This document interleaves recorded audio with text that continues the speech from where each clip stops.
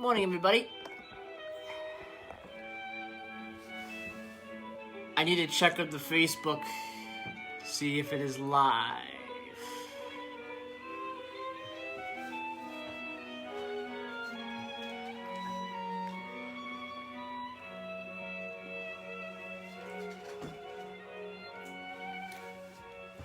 Everyone gets to enjoy a couple minutes of nice, soothing, classical music.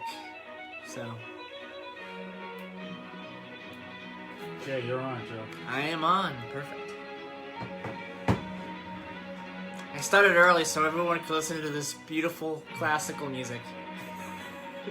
So, give a little preview about the show today over this nice classical music here.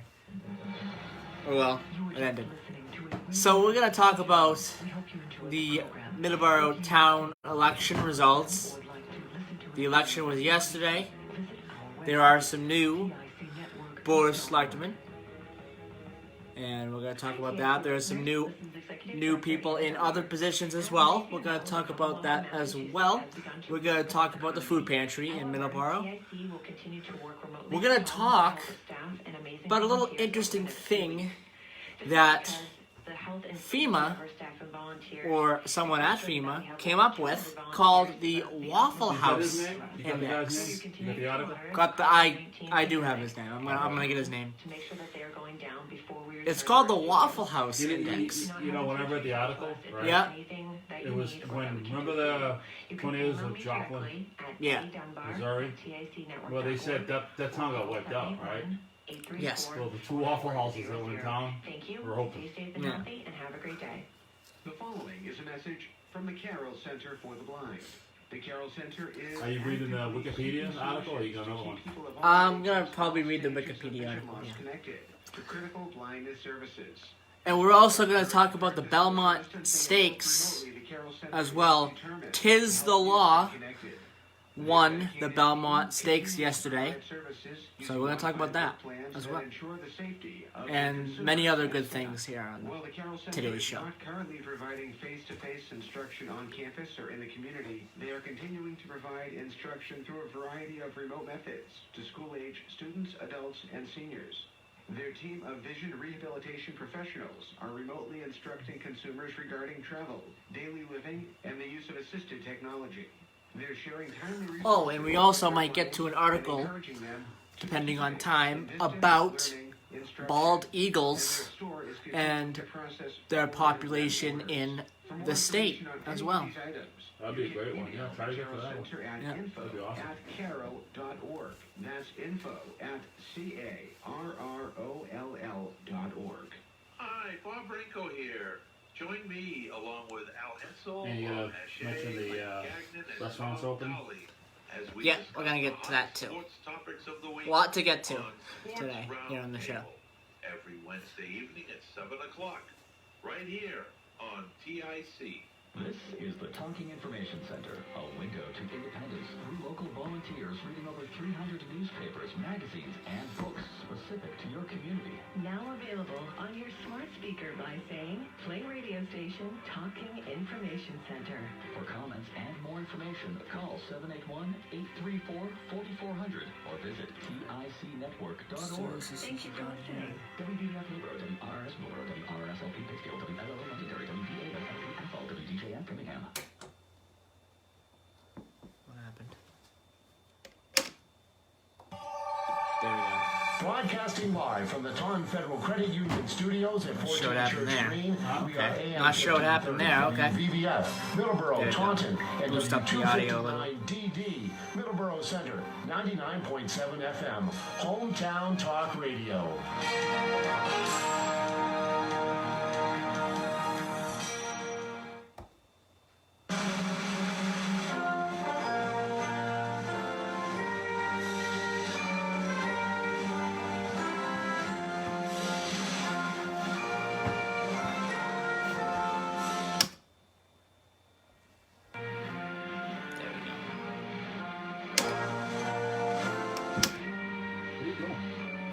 Just checking how it sounds out on the air. What people are hearing on the radio. to make sure that's Can good. anybody switch it? Flip around? No, No? they can't.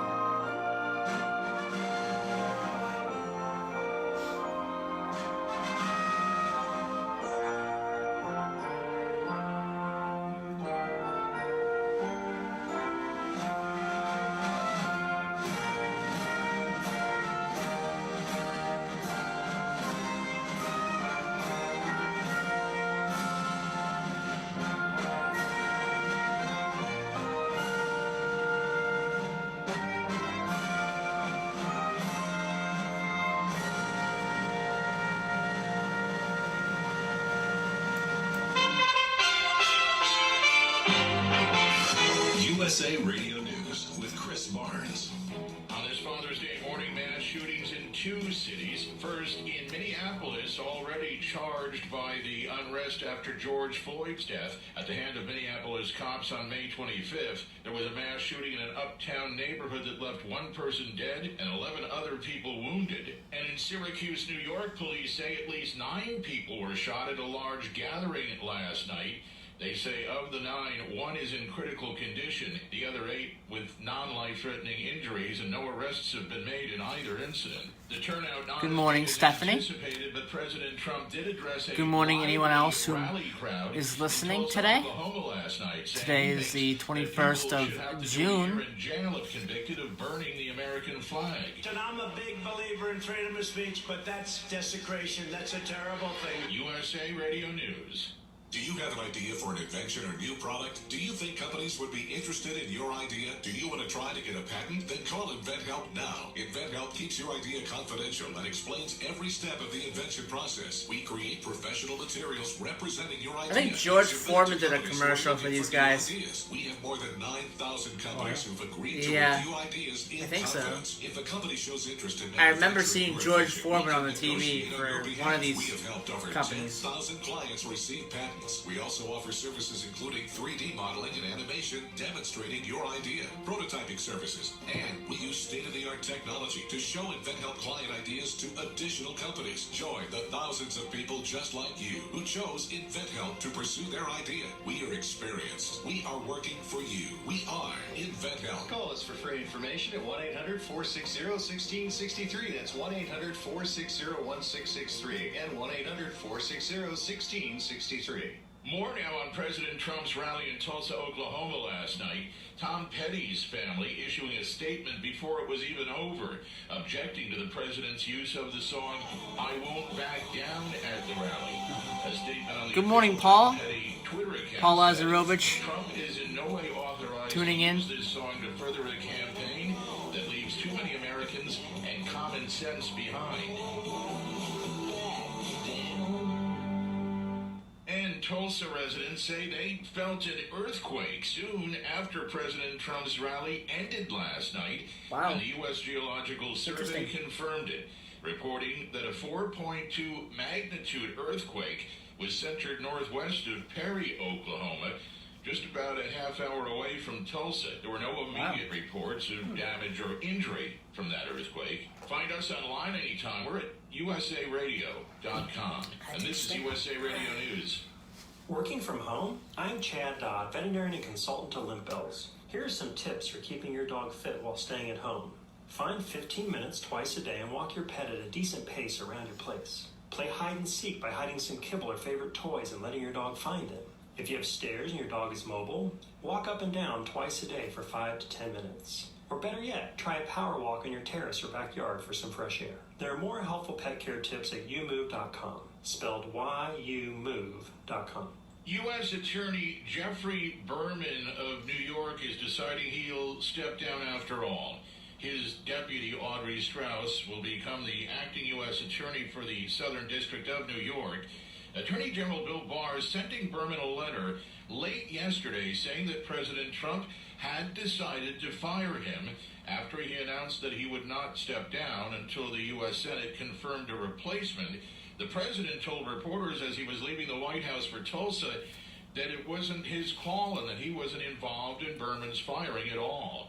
3 people are dead after a mass stabbing in the United Kingdom as British police say 3 more people were injured. after the incident near Forbury Gardens, about 40 miles west of London.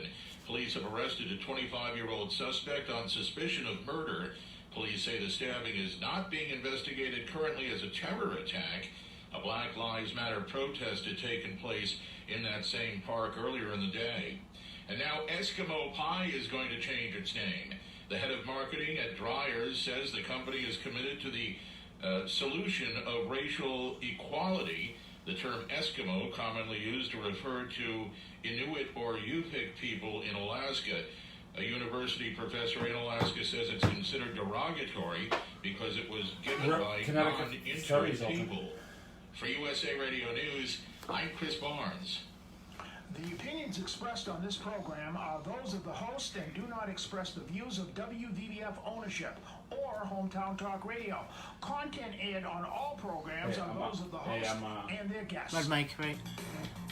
I got you. I know. Hey, Joey, what's happening? I mean, what's happening in Middleboro and surrounding towns?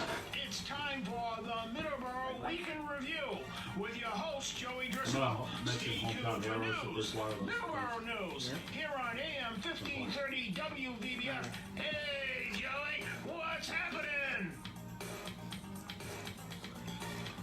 Good morning, everybody, and welcome to the 21st of June, 2020. This is Middleboro in Review for the 21st of June. It is also summer. It's now summer, so that's exciting. We're going to say good morning to Don. How are you, Don? How you doing? I'm doing good. How are you? Now, was yesterday technically the longest day, or was today technically the longest day? I believe today would be technically the longest day. Okay. Yeah. Now, so. Well, they say it's all downhill from here. Time-wise, yes. Or light-wise. Light-wise. It is. You Yes. do notice it in August a little bit, going the other way. I mean, you really notice it in September, but you start to notice it in August a little bit, just a little bit. Yes. So, a bit for July.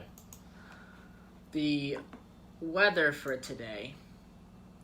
Right now it's 68 degrees. It's a really nice day. Right now it's going to be a really nice day today. 89. 68 degrees? 68 degrees in Middleboro. Oh, okay. In Taunton, 68 degrees. You got to rephrase that. We're not in Taunton. Where are we? In the center of the universe. Taunton, Massachusetts. Okay. 89 degrees, and it is 68 currently. 89 degrees is what it's supposed to be today for the high. Humid, too? 89 degrees. Yep, Yikes. It's going to be probably a little bit humid. It's a little humid yesterday, huh? A place where it is humid is Driscoll, Texas. Right now it's 78 degrees, and it's only 7 a.m. I was going to say 9 a.m. No, it's 9 a.m. somewhere, but not here. Well, it's just, no, I think you might be wrong. What do you mean? It's 6 because Texas is Central Time Zone. Oh, yeah. That's what I mean. So it's 6 in Driscoll, Texas. Right Yes, now. it's 6 a.m. in Driscoll, Texas. It's 9 a.m. somewhere, but it's not here. And not in Driscoll, Texas either. No, it's 6 a.m. in Driscoll, Texas. What's the high for Driscoll, 6:10. Texas? What's the high for Driscoll, Texas? 78 right now, and it's going to be 92 today. Okay. And in Driscoll, North Dakota, it is 51 with a high of 73. I think Driscoll, North Dakota, Central, that might be in Mountain Time, maybe. So it's Mountain Time's 5. Yeah. Okay. Yeah. So what's the temperature in? 51 in Driscoll, North Dakota. 51. 73. 73. Just perfect. For the high today. So, yesterday was a town election. We're going to give you the election results right here. We have them up. The unofficial results showed that 2 new selectmen were elected in the annual town election. With unofficial results, Mark Germain was elected to the Board of Selectmen with 812 votes. Nathan Demers was elected with 692 votes. For the Gas and Electric Commissioners, Ellen Farley was re-elected with 632 votes. For School Committee, Megan Janess was re-elected with 789 votes. Teresa Kelly Farley was elected with 773 votes.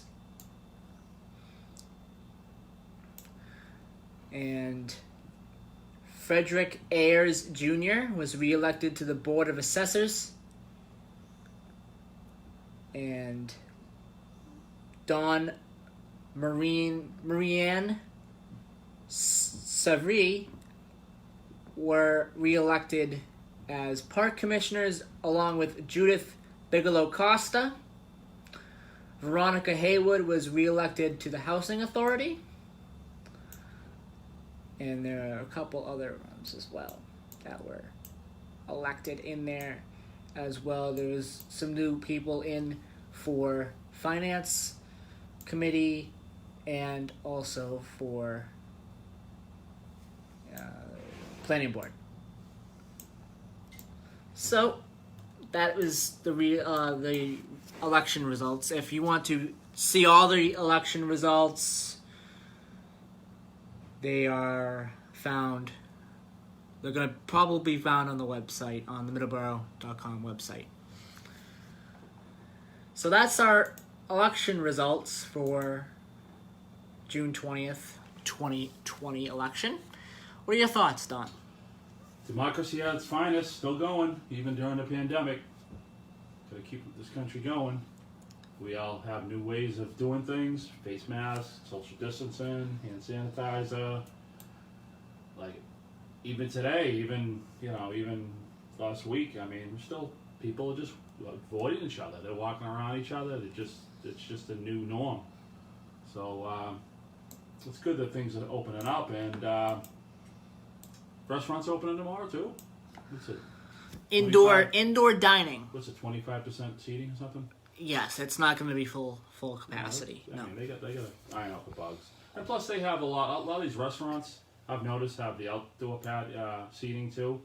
Even a lot of little places that I never thought would have, they got real inventive.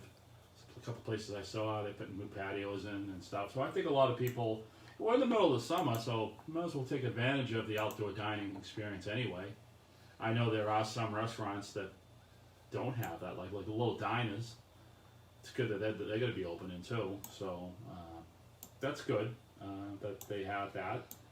And they'll work their way up to capacity. Hopefully the numbers stay low, and we get through this all right. All right, let's talk about the food pantry. The Sacred Heart Food Pantry, which is located at 53 Oak Street in Middleboro, remains open to both existing and new households in Middleboro, Lakeville, Carver, and Rochester.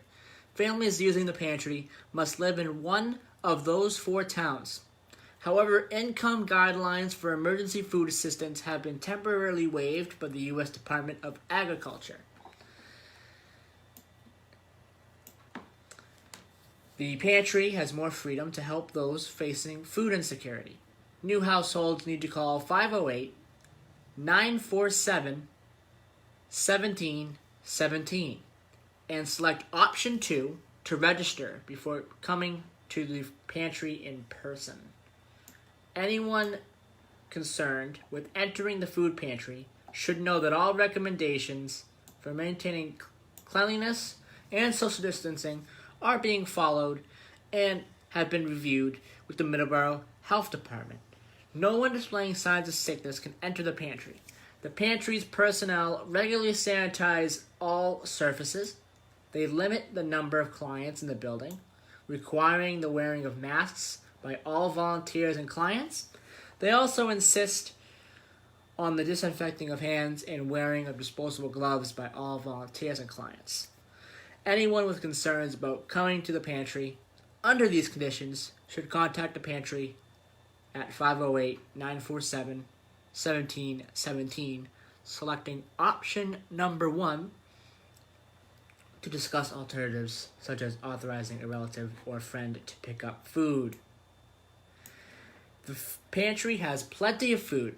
The Greater Boston Food Bank is confident it can meet the pantry's needs, so it can help anyone facing food insecurity during these uncertain times. So it's important that we mention that. We've been mentioning that every single week. I think you continue. It's awesome that you are doing that because it's good to let people know they have that. It's available there for them. And yeah, it's very important. And hats off to the people, volunteers, and people who are risking themselves and their families to make sure people are fed. So those are the unsung heroes out there that people don't really think about. They all come in. Everyone wears many hats when it comes to getting through this pandemic, in my opinion.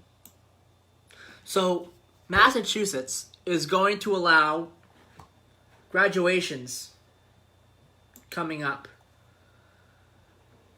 next month. Massachusetts is going to allow outdoor graduations starting on July the 19th.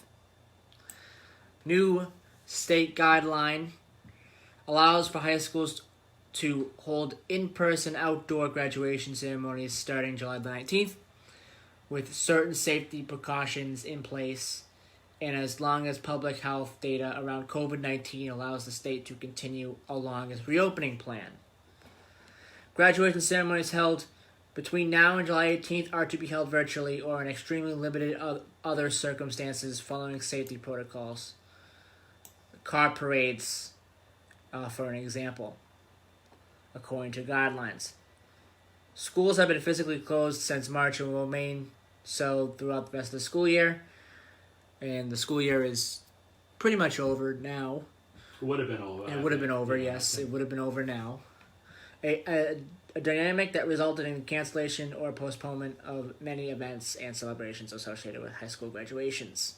So that is something that we talked about a couple weeks ago. I haven't seen anything new on any changes to that. Yeah, they were talking, end of July, early August to get those going, right? Yeah, I have not seen any changes to it. If there was... it'd be interesting to keep please give us a call, 508-822-1106, if there was a change to this date of anything when it comes to high school graduations and allowing them outdoors. If there was a change, let us know, 508-822-1106. You've been pretty vigilant looking at that anyway, so... Yes, I didn't see any changes.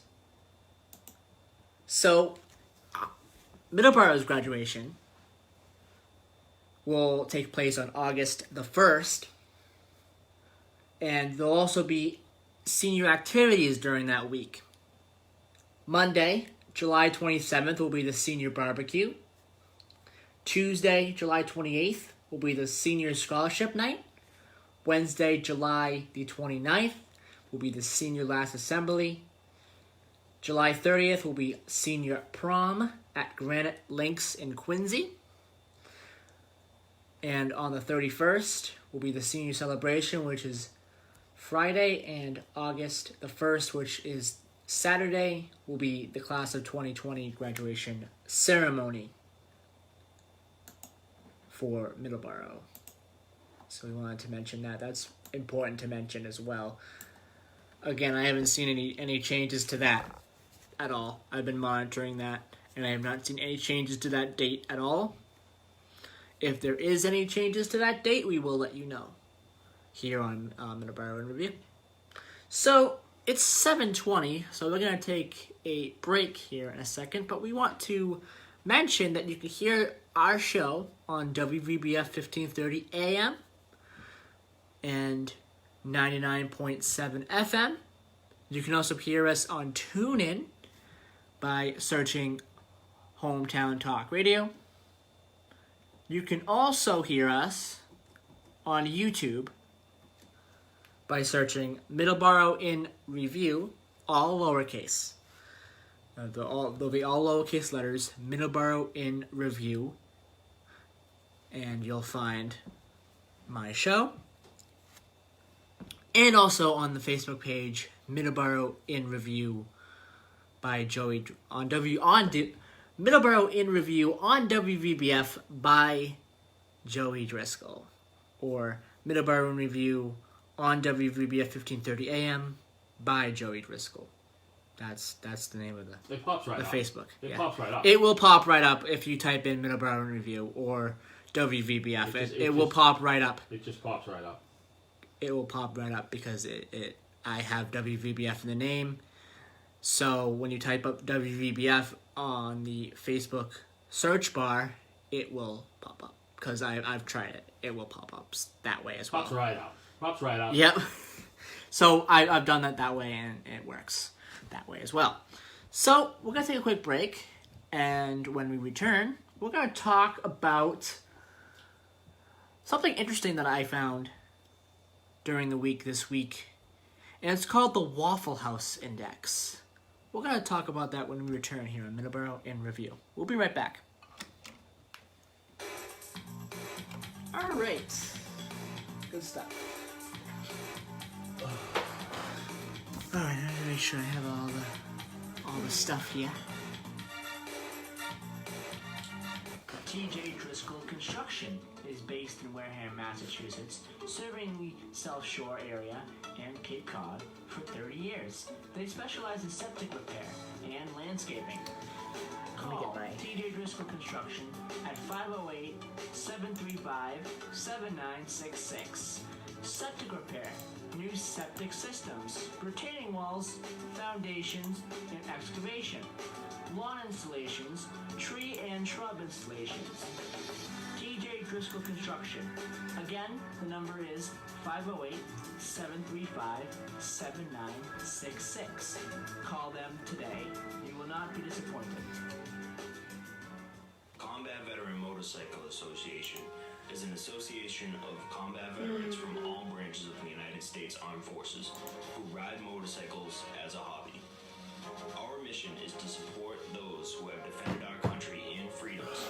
Our focus is to help veteran care facilities provide a warm meal, clothing, shelter. So when we get back, we're gonna just get our sports segment out of the way because I just have that one thing, and then we're gonna talk about the Waffle House Index. All right. At some point, I want to talk about the hometown heroes. Yes. Yeah, whatever. During this segment, I think. That's fine. That's fine. Because I'm only going to talk about the Waffle House Index for like 5 minutes. Alright, I really don't have much to say anyway. Okay. I'm going to go, I'll be there. You are correct, sir. I'll be there. You are correct. You are. That's funny. You are correct. That's funny. Okay. It's one or the other. Do that. That's fine. Spark Street Auto Body, located at 48 Spark Street. Let me get that information up now. Don't forget World Straight Close, right? Yeah. They are a direct repair shop for all major insurance companies. You can reach Do that in Jim and call it a day? They're open Monday through Thursday, 8 to 5, and 8 to 4 on Fridays. Call them today. You will not be disappointed. 508-583-1495.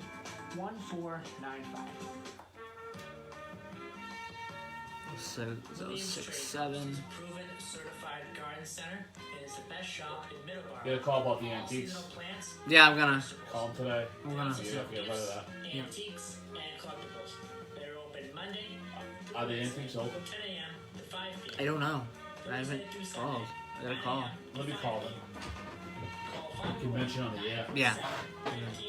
Well, I don't. She won't be open at 7. She's not gonna be open. And the number again is 508-947-1598. 508-947-1598. Is not open at this time. Hi, this is 508-947-1598. I think. Wild birds, birding, and conservation right here on WVBF, broadcasting from the Taunton Federal Credit Union studios at 14 Church Green.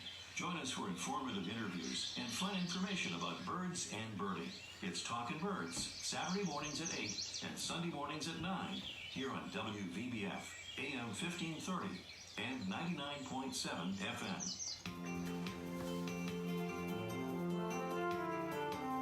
DK Driscoll Removal Services is a company to call to get any cleanup you may need to do around your house done any time of the year. You can call them at 508-725-2334. They remove construction debris, metals, railroad ties, tires, COVID one, and then we'll be all set appliances, to go. paints, and much, much more. Like concrete, brick, asphalt, we can do that next one. yard removal, brush, logs, and leaves. Also basements, attics, garages, houses, and property in general. Again, the number is 508-725-2334. Call them today. You will not be disappointed in DK Driscoll Removal Services.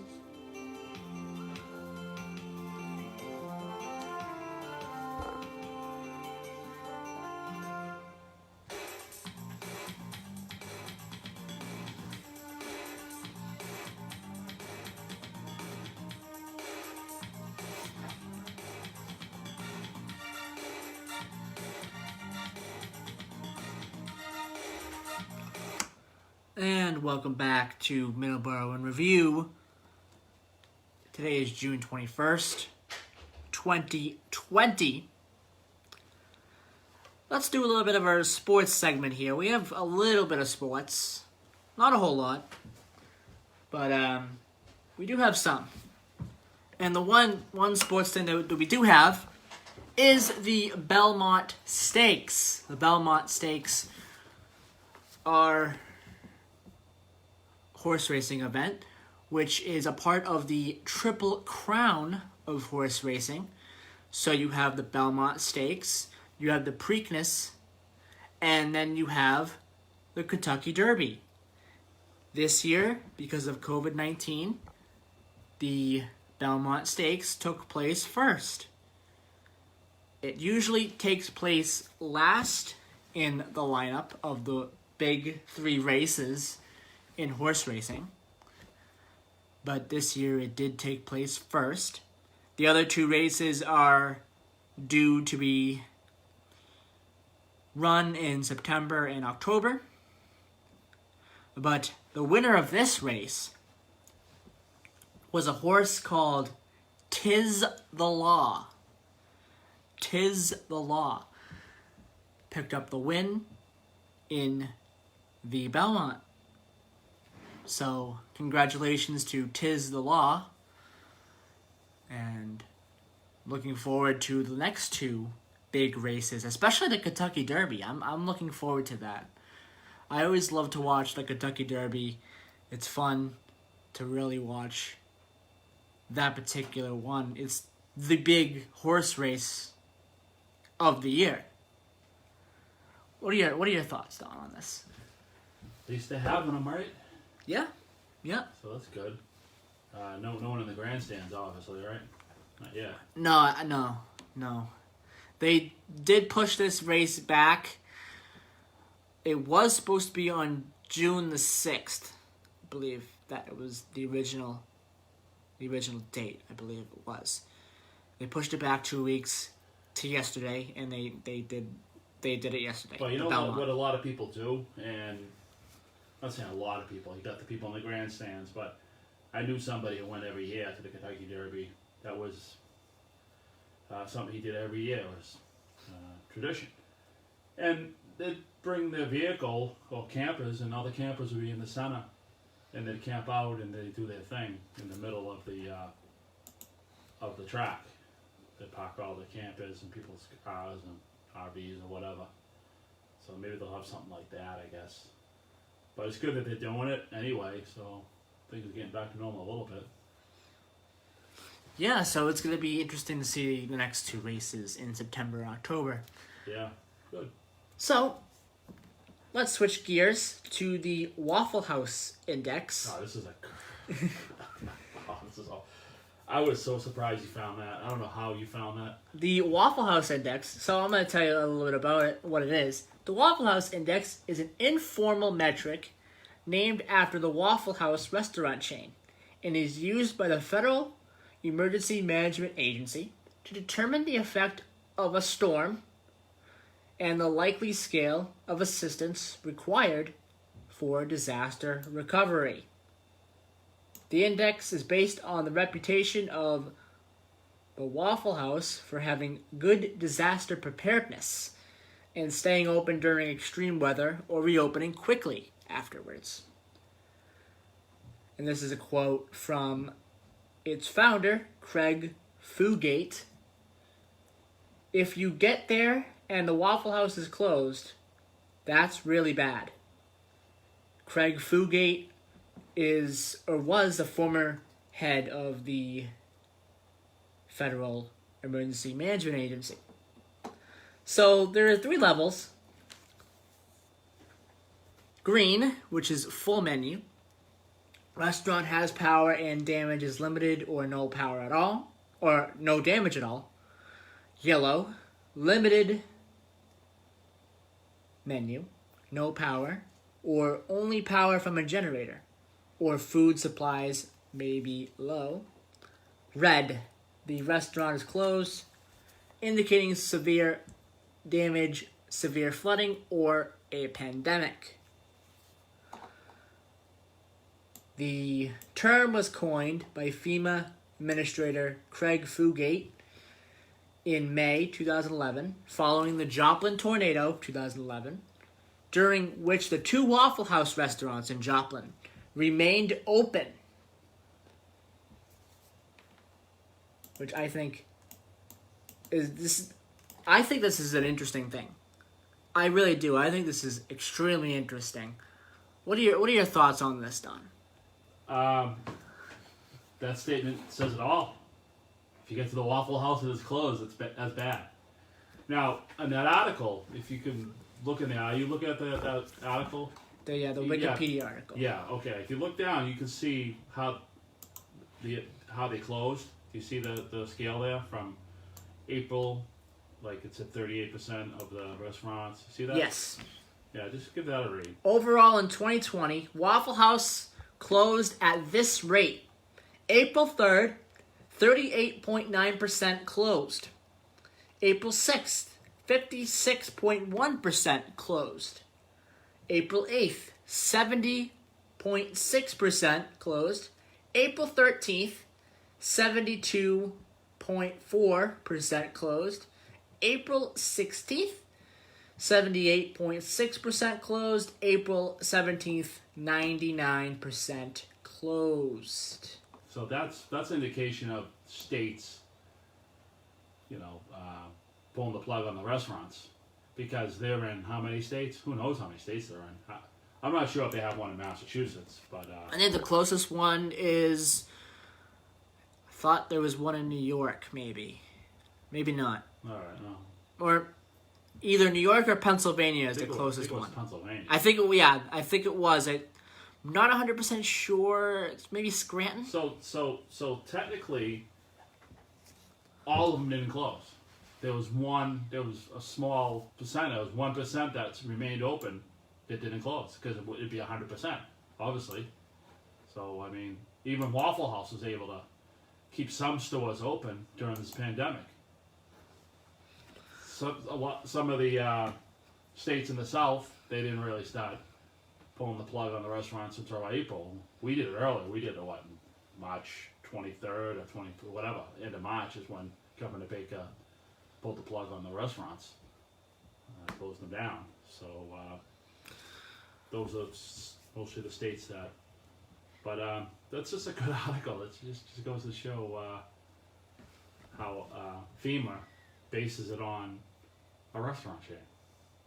And they're good. The place is awesome. You know why I like the Waffle House? And they're not a sponsor, obviously, but their food's consistent. It's the same. It's just, you can go from Virginia or Florida. They must get it from the same place because it tastes the same. The eggs taste the same. The hash browns taste the same. The waffles are awesome. It's just, you hit the treadmill after, but it's really good. It's really good. Stephanie on Facebook says the closest Waffle House is in Elkston, Maryland. Elkston, Maryland? Elkston, Maryland. Remember the one we went to in Ohio, right up when we were going to Cleveland? Yeah. Yeah. I do. Yeah. Yeah. That was right over the line, actually, from, was it Ohio? Yeah, it was right over the line. It was right on the other side of, not really across from Pennsylvania, up there on 90. All right, so just wanted to say a little bit about the Waffle House Index. Well, like I think you said, that's the, very interesting. The tornadoes in Joplin in 2011, the 2 restaurants were still open.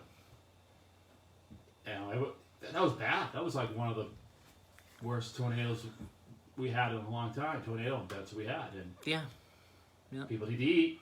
So where do they go? To the Waffle House. So it's just like a lot of the Dunkin' Donuts are always open during snowstorms, or you find some restaurants that I'm not saying mostly Dunkin' Donuts, but there are some restaurants out there that people just, when we have blizzards, they live in the restaurants. They stay there and they keep the restaurants open for 2 days straight. When's the last time you went home? Well, I don't know. Yesterday. They stay open for the plow drivers and the guys delivering the oil and the utility guys putting the power back together. It's a good service that these people do. I mean, yeah, they make their money, but it's just like if they stay open all night, yeah, they make a few bucks. They're really doing it just to be there, to be more of a service. You know, you can have a product, and the product can be good, but you got to go back for the service. If you know this guy was open during the last bad blizzard, and he's consistent, always being open. They get there, they work the storm, they don't go home. Who knows? They might sleep in their car. Who knows? They're not going home until everything's cleaned up and everything's back to normal. Okay, so annual town meeting in Middleboro is coming up. It will take place Thursday, June 25th, beginning at 7 p.m. at the Nichols Middle School auditorium. Town officials delayed town meeting for several months due to the state emergency executive order pertaining to the pandemic. Despite discussions, town meeting will be in person and not done remotely. Because of worries over getting sufficient numbers to attend, as well as providing resources to abide by social distancing and sanitation guidelines inside a building, the Board of Selectmen held a special meeting on Tuesday, June 16th to discuss and officially reduce the required quorum to 30. Quorum reduction was recently approved by the state as a means to help municipalities pass essential measures which require a public vote, such as approval of the town and school district operating budgets, sanction repairs to town buildings, pass or amend bylaws, further advance financing on capital projects, and other acts that can't be delayed. It's a safeguard so that we have enough people to conduct business, said Diane Stewart. The law passed by the state allows municipalities to reduce their quorum by as much as 90%, meaning the town can reduce the needed attendance from 150 to as few as 15. This rule only applies for this particular period and doesn't carry over to any future town meetings. Right, they have to vote on it. There's a sunset clause on that, I believe, and they have to vote on it every time, which is fine. You did mention Diane Stewart, okay? Yeah. Who was a member of the Board of Selectmen. We were talking about her a while ago. Remember we were talking about how she is really an advocate of handicap ramps and pretty much she's always been a fighter for that, for town businesses setting up and stuff as far as handicapped and I got to give her a lot of credit that she has a lot of strength, and she's I remember when you worked for MADCAM, I sat in on I watched a couple of Board of Selectmen meetings, and she was passionate about it. right? What's your thoughts? Absolutely. She is passionate about disability, people with disabilities, and I think that's really important to have someone who advocates for these things in Middleboro. She really, that's something, I gotta commend her for that. The first day, I think first day I seen her talking about it, she doesn't leave any stone unturned when it comes to that. I remember, if my memory serves me, I remember when the new Cumberland Farms was being put over near 105, near the highway, and there was some ramp modifications that she insisted on. And I go over to that, and I see the fruit of her work, meaning it's a good setup, and maybe could be a model. Maybe Cumberland Farms might use that as a model for the future for that. But I remember there was talk about that, and so that's something. About we remember that conversation we had about her. Yes. About that. So, yes, I do. I mean that's really important. I just wanted to mention that. As far as she really goes out of her way for that. Yeah, it's extremely important that we mention that. So we're gonna take a quick break, and we will be right back here on Middleboro Review on 1530 AM, 99.7 FM, WVBF. We will be right back. All right. I wasn't mistaken. There was when they were building that new Cumberland Farms, right? They were talking about installing extra ramps and stuff, right? I remember hearing. I think so. Yeah. Maybe I should have mentioned it, but I'm not 100% sure either, but I think so. Yeah, I think so too. I said I'm not 100% sure, but that's what I thought I heard. This is very, very important that we mention that. Yeah. Okay, let's see here. 403 Spark Street Auto. Right off the bat. Spark Street Auto Body, located at 48 Spark Street in Brockton, Massachusetts, offers the highest quality collision repair and complete auto service for your car. They are a direct repair shop for all major insurance companies. You should reach them at 508. You should invite her on the show. When all this blows over. Yeah. Yeah, when all this blows over. And 8 to 4 on Fridays. Call them today. You will not be disappointed. 508. When all this blows over, I'm gonna have a lot more guests. I'm gonna try to have a lot more guests. I'm gonna try to reformat the show, like big time. Have more guests and everything. When all this stuff blows over, we're gonna really reformat the show. You might have to do that. What are you gonna do about Martha's commercial next week? Well, we're gonna.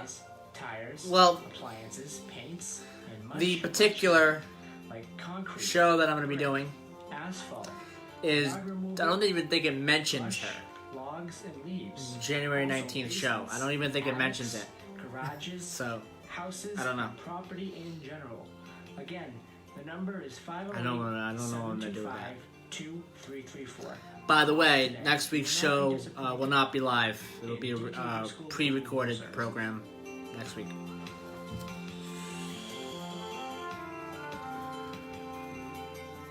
No, baby, I don't wanna play yours right over. Hi, this is Jim Locken. Hope you can join me every Sunday from noon to 2 o'clock here on WVBF, The Sounds of the Emerald Isle. We'll have some great Irish music, some folk, traditional, country, and contemporary, and sometimes some live singers. Yeah, there's one in, there's a Waffle House in Scranton, I think it is. Scranton, Pennsylvania, I think so. I'm not 100% sure, but I think there is. And on the internet at hometowntalkradio.com. Okay, we got, COVID-19 291, oh boy. The virus that causes coronavirus disease is spreading in some of our communities. This disease, also known as COVID-19, have you done Smarties yet? Mainly from person to person. Yeah.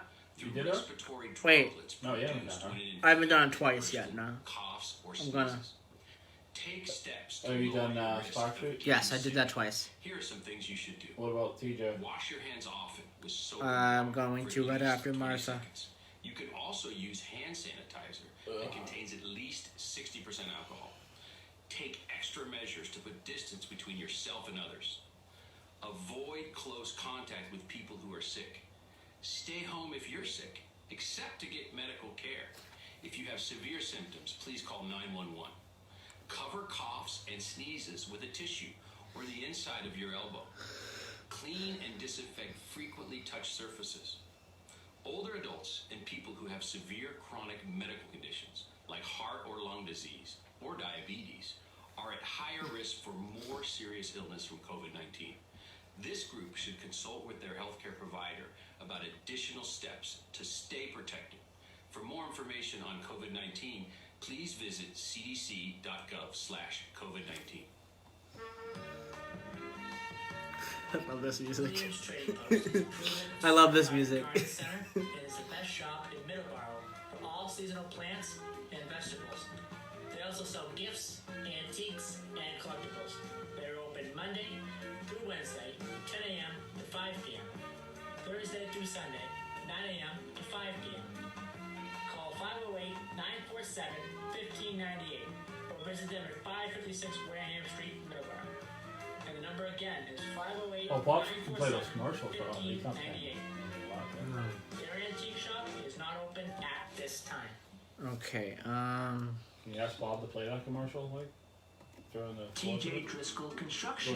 well, I need to figure out if it's even accurate. 30 years. They specialize Because the antique shop could be open. It could have Yeah, but opened like last week. Yeah, but I mean, that's normal anyway. You put that in. People know better. Once they go there, they'll figure that out. Yeah. But I mean, you think Bob could play that commercial for you? Foundations and excavation. I don't know. I mean, it's on CD, so I don't think so. What about before Before the show or after? I don't know, maybe. I don't know. 735-7966. Call them Okay, today. I'll go back to the show here. Ooh, what did I do? I'm sorry. TJ Driscoll I'm sorry. is based in Wareham, I thought I hit fine. I'm sorry. That happens South Shore sometimes. area and Cape Cod for 30 years. They specialize in septic repair and landscaping. I didn't hit fine.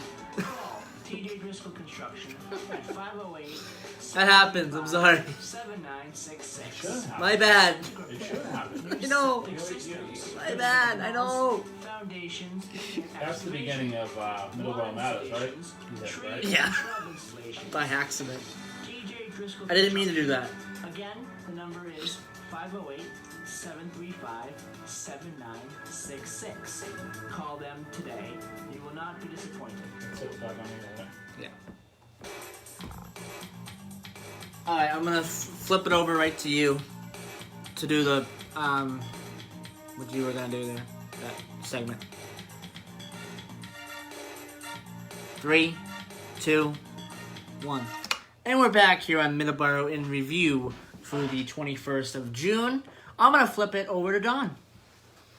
Yeah, if anybody has been through Bridgewater Center lately, especially after Memorial Day, and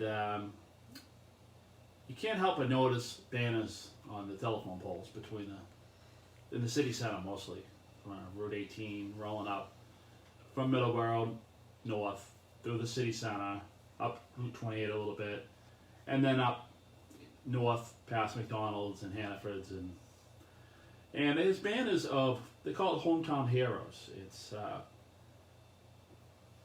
I believe it's all the Bridgewater veterans who served, and there's banners from veterans from World War II. See a bunch of those, and they got the dates they were there, and there's banners from Korean War, Vietnam, so Iraqi freedom. I haven't seen them all, but I'm gonna go take a look at all of them, get some pictures at some point. And I just think that's great, just because they're celebrating their veterans, the town of Bridgewater. I wish more towns would do that. They have a lot of them. Bridgewater has a lot of veterans who, and a lot of these, a lot of World War II in Korea, Vietnam, Iraqi freedom one. But just take time to look and maybe walk through and look at the dates and get these veterans' names. And they're sponsored by family. Their family and different people on the bottom. It's really impressive to see that they do that. And I think if you go up Route 28 a little bit, I haven't been up Route 28 towards West Bridgewater. I think there might be a couple there too. And it's funny too because there's a bus company on Route 18 and 28. That's if you were headed north from Middleboro, this bus company gas station. There's one in front of there, and then you got to Winter Street. There's a couple banners there too. So don't miss those. But that is something that makes me feel good that the town of Bridgewater really went out of their way for the veterans. And they're celebrating the veterans and the sacrifices the veterans done for this great country, this state, and Bridgewater heroes, hometown heroes. It was I love seeing it, and yeah, it's a really great thing. I love seeing that. Yeah, right. I loved seeing that. That was a really good. They had a lot of them up there. There's got to be 30 maybe. I don't know. I didn't count them, but I'm assuming there's like 30 or 25 or 27. We'll get a count. Over the summer. I'm gonna get a count and maybe we'll dissect it a little bit better and maybe mention some of the veterans' names because it's just great. All right, so we have one other thing here before we do the Today in History. And what we have is the bald eagle population. We're going to talk a little bit about the bald eagle population. It's going up, which is a very, very good thing. The Bay State's bald eagle population is soaring. Mass Wildlife said Wednesday it has documented more than 70 active eagle nests in the state this spring. 9 new nests have been spotted in Fitchburg, in Concord, Rutland, Wareham, Medford, Hudson, and Barnstable. The Barnstable nest is the first sighting of an eagle nest with eggs on Cape Cod in 115 years. Eagles have been spotted nesting on Martha's Vineyard this spring as well, but the eggs were cracked as the eagles clashed with ospreys. An intruding eagle has also been killed. Has also killed 2 chicks in 2 mainland nests. Although difficult for observers to witness, these events are all sightings of a thriving eagle population in Massachusetts, Mass Wildlife said in a statement. On the upside, more and more people across the Commonwealth are experiencing the thrill of seeing eagles in their own neighborhoods as these birds continue to expand their range to urban and suburban landscapes. Bald eagles have moved from threatened to special concern on the Massachusetts Endangered Species List, thanks to conservation efforts. Elsewhere in New England, New Hampshire recorded its oldest bald eagle, a 23-year-old male that hatched at the Quabbin Reservoir in Ware in 1997. So that's good news that the bald eagle population is growing in Massachusetts and around that area, around New England. They've been breeding a lot easier in the last 3 months with no cars, no planes, no trains, machinery. Put the machines away for 3.5 months, 4 months, and everything's cleaner. So, who knows? Maybe this, who knows? Everything's a lot cleaner. I know that. It's really good hearing these kind of stories. Yeah, that animals are Possible? thriving. What do you say? Possible? 110 years? 115. 115 years? Yeah. Wow. It's great to hear that these kind of stories that animals are thriving. It's really good to hear. Yes. It really That's is. great. That's a great article. What do you sponsor? How do you find that? Doing your show research, right, Joe? Yes. That is an article from CBS. So, if you want to see the article, it's on CBS Boston. Type in CBS Boston bald eagles, and you will find it. Nice. All right. So we have today in history. We have two today in histories.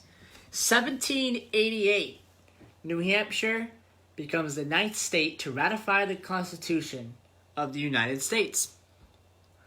In 1970, Penn Central declares Section 77 bankruptcy, the largest ever U.S. corporate bankruptcy up to this date.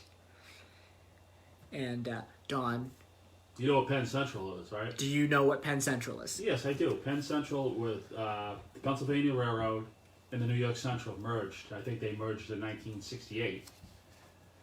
They merged together because they were rivals for 1970. They were probably rivals for 100 years. New York Central came up from the north, and their terminus was Grand Central. And then Pennsylvania Railroad obviously came up from Pennsylvania, New Jersey, or whatnot. Their terminus was Hoboken Station until 1910, when they built the Hudson River Tunnel and the East River Tunnel, and they put in Penn Station, and hence Pennsylvania Railroad. But they merged them in '68, and in Amtrak probably took at some point. I think Amtrak took them over in '71, and for the passenger rail part anyway. But it was a pretty turbulent time because I think there was a lot of bad investments that it's just the highways just took it all, especially on the passenger rail part. The freight, I don't know, freight's freight, but as far as passenger, it really got hit. But that's All right, birthdays for today. 1950, turning 70 years old today, Joey Kramer, American rock drummer and songwriter for Aerosmith. And in 1951, Nils Lofgren, American singer-songwriter and guitarist for what band, Don? I don't know. Well, let's see. Nils I don't know. No Lofgren. clue. No clue. I've heard the name. Yeah, I heard the name before too, and that's why I added him. No clue. I did not add the band he was in though. A lot. E Street Band, Neil Young, Ringo Starr and his All-Star Band, yeah. and Dire Straits. So he's been in a bunch of different bands. So he is 69 today. Oh, awesome. Yeah. Deaths on this day. Bob Evans in 2007, June 21st, 2007. Bob Evans, American businessman, founded Bob Evans Restaurants. They were all over the turnpikes, all over the highways, the interstate system for years and years and years. Actually, if I'm not mistaken, I think back in the 90s, late 80s, early 90s, I think there was a couple Bob Evans on the Massachusetts Turnpike. I think it was they had one out in Springfield, Ludlow. Sorry, Ludlow exit. I remember that. I kind of remember stopping there, going out to Albany to visit my aunt. And now there is none in Massachusetts, as far as I know. I have looked and I did not see any. No. I did not see any. Nope. There is one. I did see a Bob Evans, and it is near Niagara Falls, actually. It's in the town. It's in the town? It's in the town. Oh, okay. Yeah. So it's funny. That's the closest one. Now we used to go to Niagara Falls. Like I said, I used to visit my aunt. She lived in Rochester, town Henrietta, which was outside of Rochester.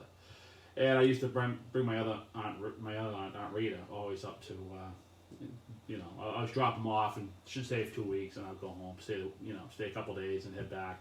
But we'd always go to Niagara Falls. Always take a ride there. And you get off the exit.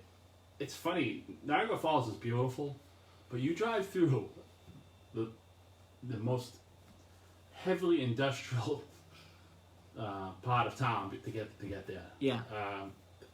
It's been a while since I've been there. We haven't been there in a while.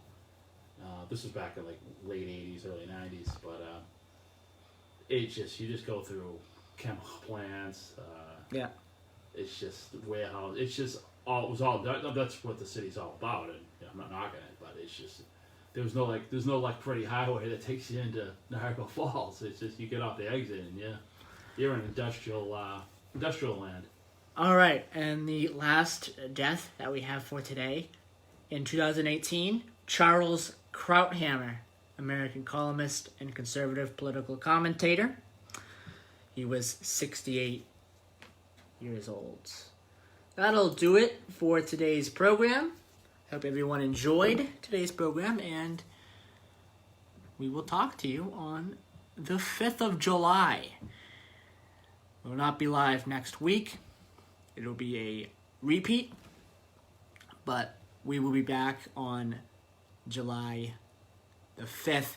It's going to be a repeat of the January 19th, 2020 program.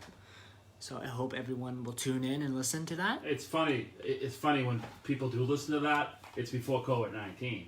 Yeah. So the whole concept of our thinking and everything was different than it is now. So I think if you tune in, it'd be interesting to watch.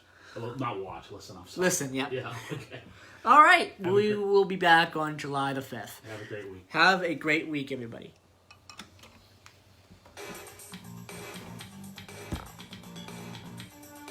I'm going to head back to the house. Okay. Sounds good.